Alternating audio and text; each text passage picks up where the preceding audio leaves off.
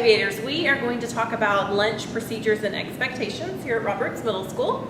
The first thing is when you leave your classroom to line up for lunch, you will be walking on a level 0 on the right side of the hallway on the gray tile.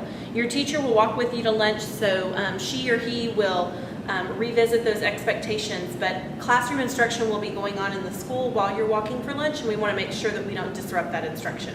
So you're always at a level 0, walking on the right side of the hallway on the gray tile. When you get to the lunch door, there'll be an administrator standing at the door, and you need to make sure that the first person in your line stops at the door and tells the administrator the name of the teacher.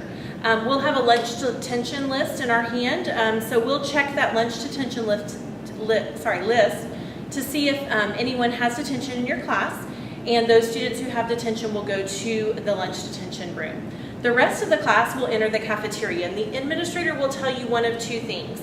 We have what's called sitters and standers here at Roberts Middle School. The standers will go directly to a cafeteria line, and the sitters will go directly to their table, and they'll go to the line as soon as a line becomes available. So the administrator will tell the standers which line to go to. So you'll either go to the green line, which is the first line, the red line, which is the middle line, or the blue line, which is the last line. And those who are sitters, the administrator will tell you to go ahead and head to your table. When you get to your lunch line, there's going to be one of our paraprofessionals standing at the lunch line that will kind of guide you and help you on what to do. But what we don't want to do in the lunch lines is we don't want to crowd the entry to the actual lunch line. So we stand at the door when you're in the green line. We stand at the door and wait until the paraprofessional tells you that it's okay to go ahead and go. Sometimes there may not be a paraprofessional or an administrator here to guide you in through the line. So you just want to make sure that the milk, the area where we serve the milk is clear before you enter the line. Our goal is that we don't have students standing here in the entranceway to the line.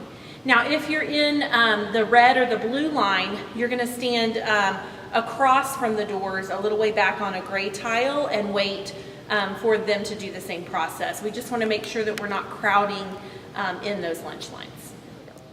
All right, after you get your lunch through the lunch line, there will be an assigned table for your third period teacher. And you should see, we'll start the year with signs on the table. So you'll look for the table that has your teacher's name on it. When you get to your table, make sure that you sit down in the seat that you want to sit in, because once you sit down, you cannot get up again until an administrator asks you to do so. When you're finished with your lunch, an administrator will come by the table and tell you when it's time to throw your trash away. We're going to have to visualize here, but visualize that I have tables on two sides of me and there's an aisle down the middle. So when an administrator comes and says, it's time for you to take your trash, you're going to go to the right towards the door of the cafeteria all the way to the end of the tables and make a loop around to throw your trash away, and then you'll come back this way to come sit back down at your table.